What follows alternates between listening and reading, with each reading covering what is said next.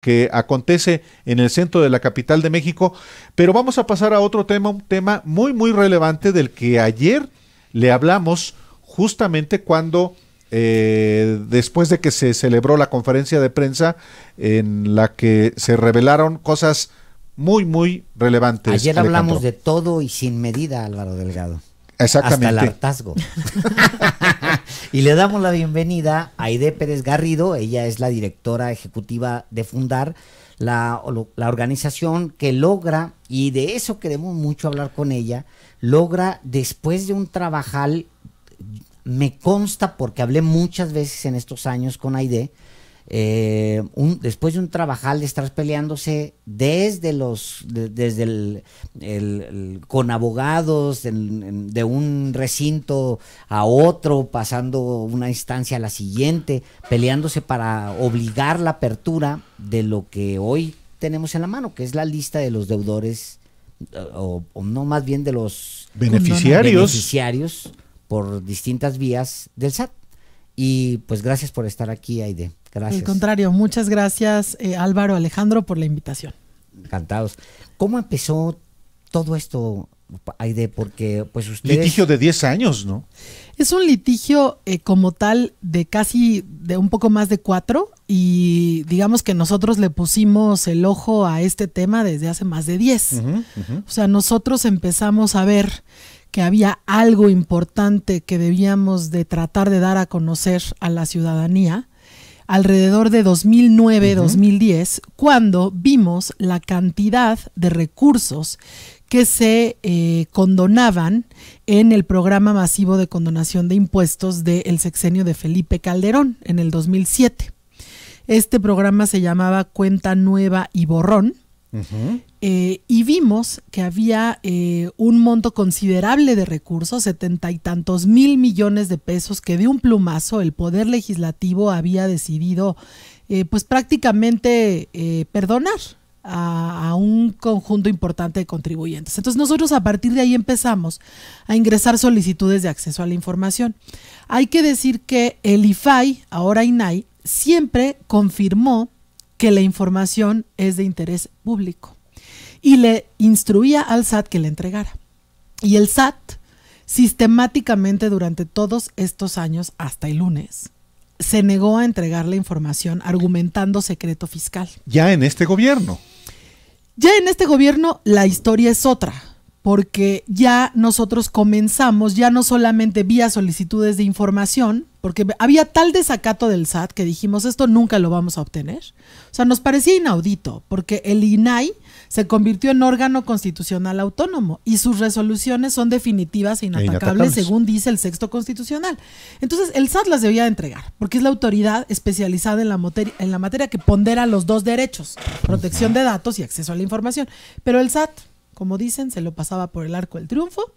Y dijimos, no, tenemos que irnos por la vía judicial. Entonces lo que hicimos fue todo un proceso judicial que fue el que duró poco más de 4 años. Le cayó al juez octavo de distrito. Fue un proceso largo, un proceso tedioso, ya lo saben cómo es la justicia en este país. Y finalmente, tras muchas complicaciones, muchos oficios, idas y vueltas, y con la estrategia de mi colega Iván Benumea, que es el abogado que con quien hablamos ayer, precisamente. Sí, exactamente. Interesantísimo. Pero te interrumpimos. Sí, no, digamos que logramos ya finalmente que el lunes 30 de septiembre nos entregaran 2 bases de datos, una sobre los créditos condonados y otra sobre los cancelados. Y aquí me detengo 30 segundos para decir que los condonados son perdones fiscales. Como tal, o sea, la gente ya no le debe al SAT. Y cancelados son créditos que el SAT ya no va a hacer el esfuerzo de cobrar. O sea, son deudas que se ponen en pausa. Pero si las condiciones económicas de los contribuyentes cambian, el SAT puede volver a llevar a cabo diligencias de cobranza.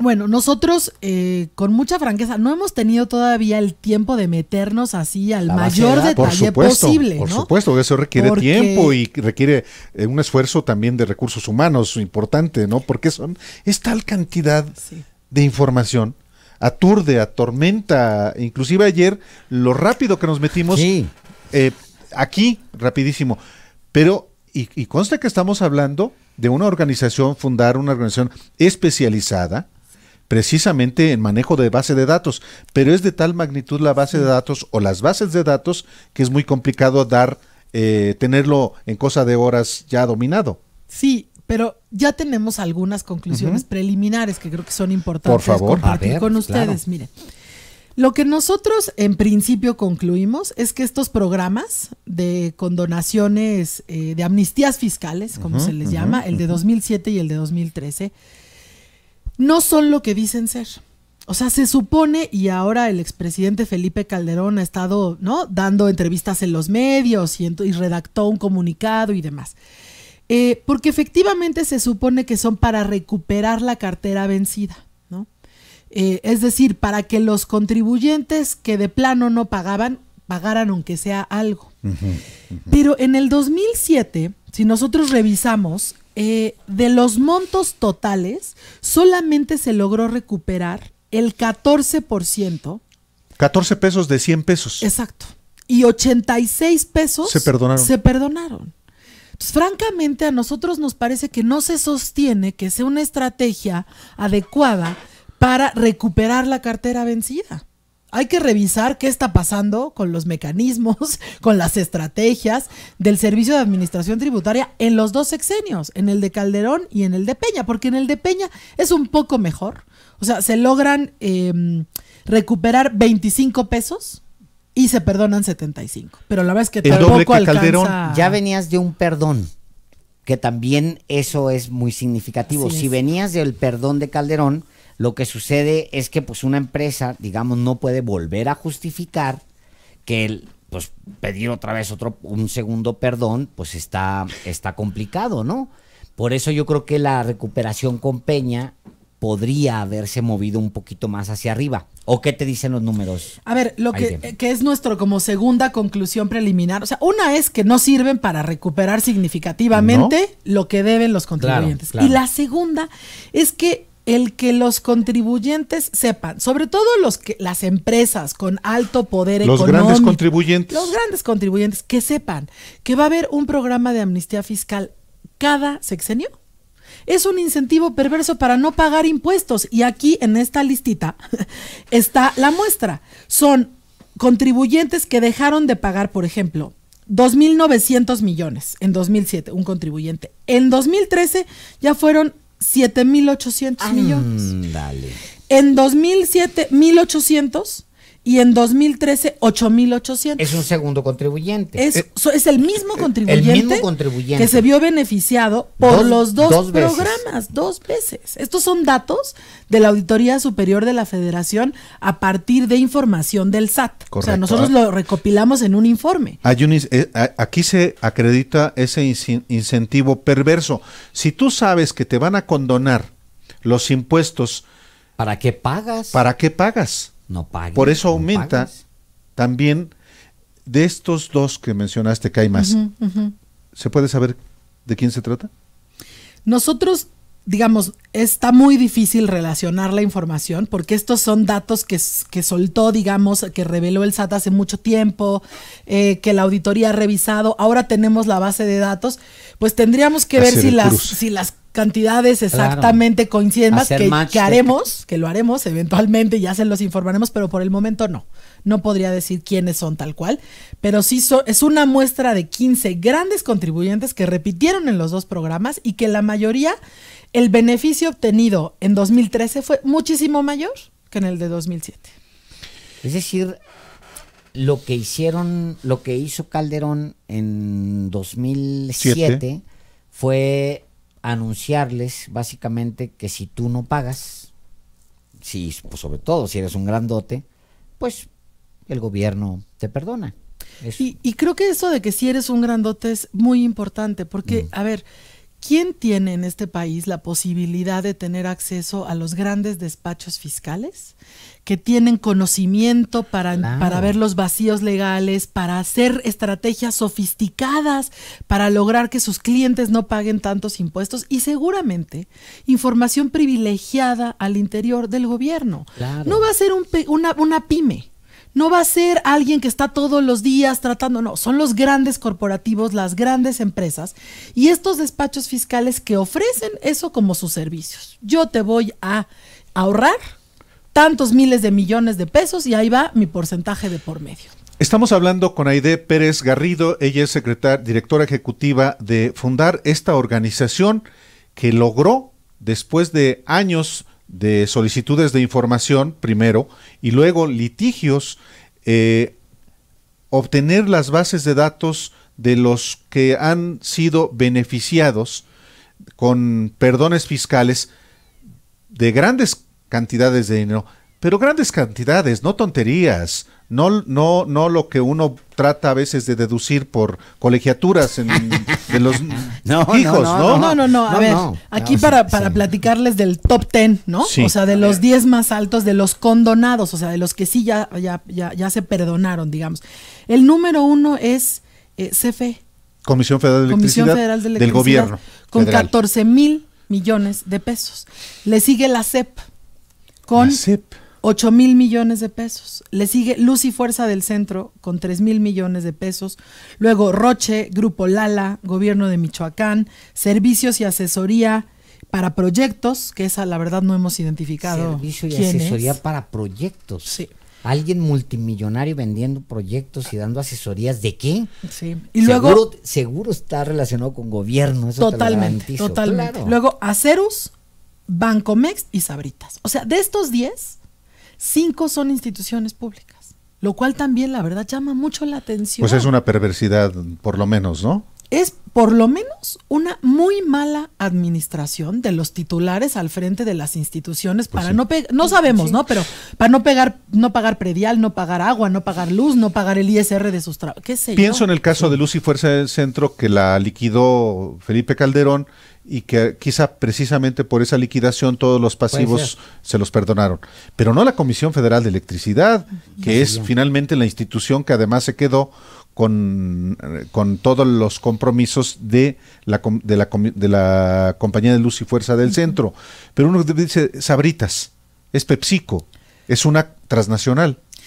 Es que ese es el punto. O sea, que la verdad es que hay un insulto a la inteligencia, no sé si ustedes lo compartan, pero ¿cómo vamos a creer que Sabritas no tiene las posibilidades y las condiciones para cubrir sus adeudos fiscales? O sea, ¿está quebrada? Pues evidentemente no está quebrada, está en una crisis económica.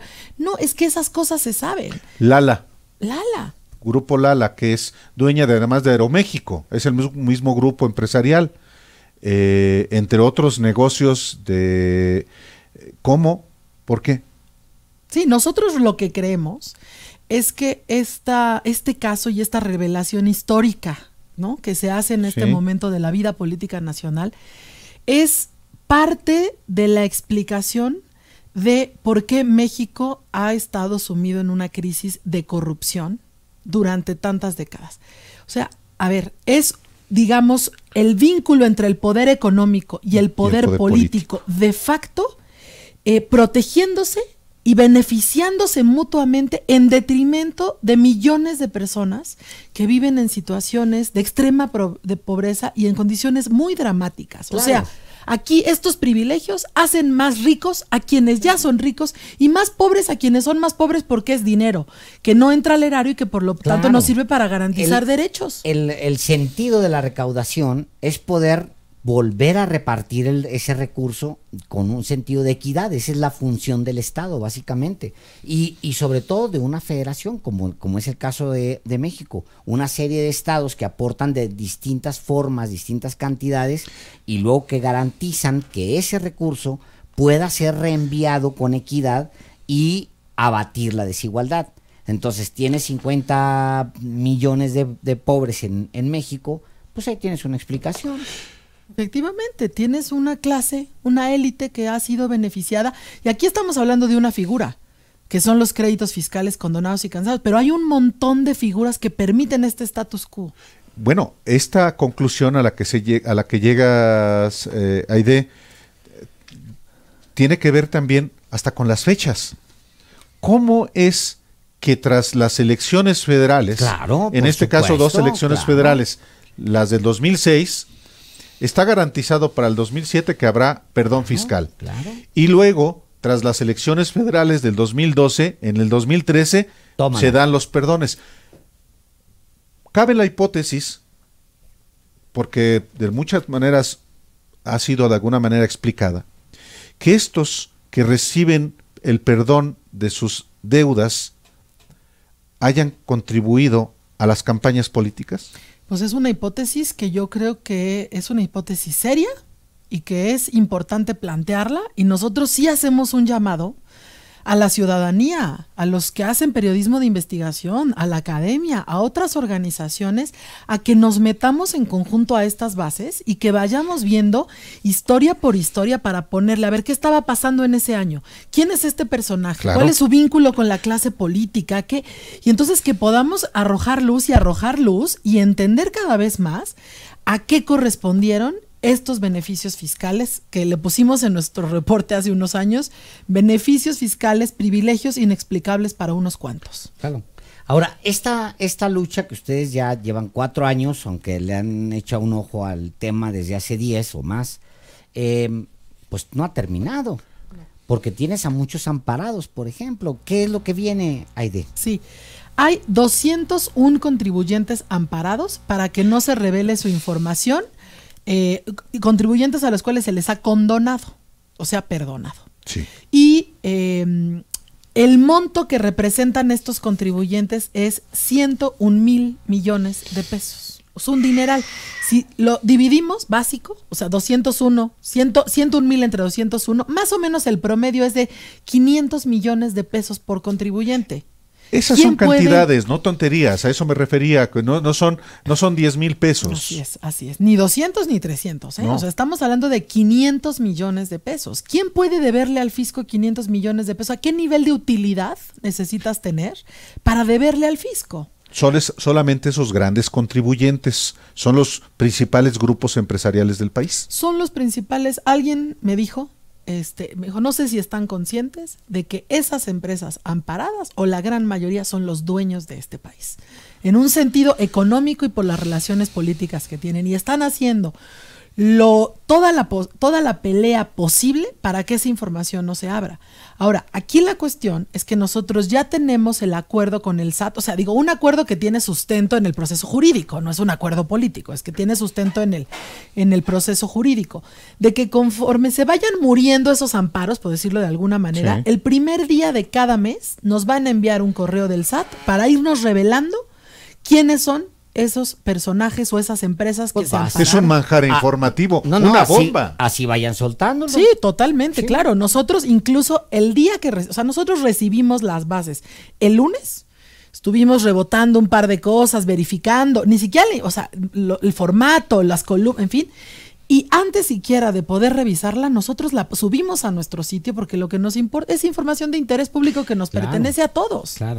Usted que nos está escuchando, que está escuchando a Aide Pérez Garrido, ella es directora ejecutiva de Fundar, de veras es un asunto de interés público extraordinario. Por primera vez en México, una organización logra obtener las bases de datos y todavía están escondidos ahí muchos de los beneficiarios porque se han amparado, y ya se sabe que en México quien puede enfrentar un juicio de amparo, pues debe tener mucho dinero, Sobre todo ese que es sobre todo ese eso, que es- y que se es están fiscal. amparando. Pero hoy ya hay muchos nombres de quienes efectivamente han abusado, porque eso es un abuso en detrimento, yo digo, de los más pobres. Por supuesto. Porque en vez de que pagar esos recursos y que esos recursos se vayan a programas que alivien tantas necesidades que hay en el país, pues se van a las cuentas bancarias de estos grandes corporativos en México. Aide, pues muchísimas gracias por estar aquí. Gracias, de verdad, y muchísimas felicidades. Pues es un día para no aflojar, pero también para celebrar. Sí, exactamente. Porque por otra parte, hay que decirlo, ya hay una iniciativa, o sea, sí vemos un cambio en esta administración y eso creo que también es importante decirlo. El presidente Andrés Manuel López Obrador dijo desde el principio, yo no voy a hacer programas masivos de condonación de impuestos, firmó un decreto, se le criticó mucho de que nomás el decreto, entonces mandó una reforma constitucional que ya se aprobó en diputados, está pendiente en el Senado. Entonces yo creo que sí también hay que celebrar que esa política de Estado que se aplicó durante muchos sexenios, en este sexenio todo parece indicar que se está terminando y que está cambiando, y eso también, sobre todo, hay que celebrarlo. Bueno, es una condición para eso, esa proclama de gobierno de Andrés Manuel López Obrador, que es separar al poder político del poder económico. Es verdad que habrá también entre los beneficiarios de la amnistía fiscal gente que tiene derecho a la condonación. Sí, sin duda, sin duda. O sea, nosotros no creemos, y nunca lo hemos dicho, que condonar o cancelar es ilegal o que per se está mal. Es indebido. No, lo que pasa es que, a ver, si hay un desastre natural, un huracán, un terremoto, una situación que necesita que haya un apoyo del Estado mexicano para volver a reactivar la economía de una comunidad, adelante, todos estamos de acuerdo. Aquí lo que llama la atención son estos grandes contribuyentes que bajo ninguna circunstancia consideramos que estén en quiebra, que estén en crisis, que hayan tenido realmente, que cumplan con los criterios para poder realmente haber recibido esos beneficios. No es ilegal, es injusto y es en buena medida parte de la explicación de por qué México vive en un país tan desigual con tanta concentración de la riqueza. Híjole, pues falta a esto, le debe seguir una reforma fiscal, es una revisión completa hasta de todos los de regímenes fiscales que hay en México. Hasta dentro de 3 años. No, dos. En 2021. Bueno, Tiene que haberla. Aplica en 2022, Álvaro. Pues sí, no pero se tiene que hacer en antes. 2021, sin duda. ¿Sí? Urge, no solamente es necesaria, sino urgente, una reforma fiscal y clarificar las causales por las cuales un pequeño, mediano empresario o gran empresario pueda eventualmente beneficiarse por ciertos aspectos fiscales, pero no el perdón por voluntad del poderoso, porque aquí mucho tiene que ver la voluntad del presidente de la República, aunque Felipe Calderón diga que él no lo hizo. ¿Puede un presidente de la República, como los dos que lo hicieron, evadirse de su responsabilidad? Yo creo que bajo ninguna circunstancia. Bajo ninguna circunstancia. O sea, es una responsabilidad compartida. El Poder Ejecutivo manda la propuesta todos los años en el paquete económico y el Legislativo la aprueba. Entonces yo creo que no se vale que a estas alturas del partido te eches para atrás. Sí, Calderón lo que dice fue el Congreso. No, señor. No. Eso fue, es más, yo lo digo, fueron compromisos que asumió Felipe Calderón en su campaña de 2006, sin duda. Probablemente.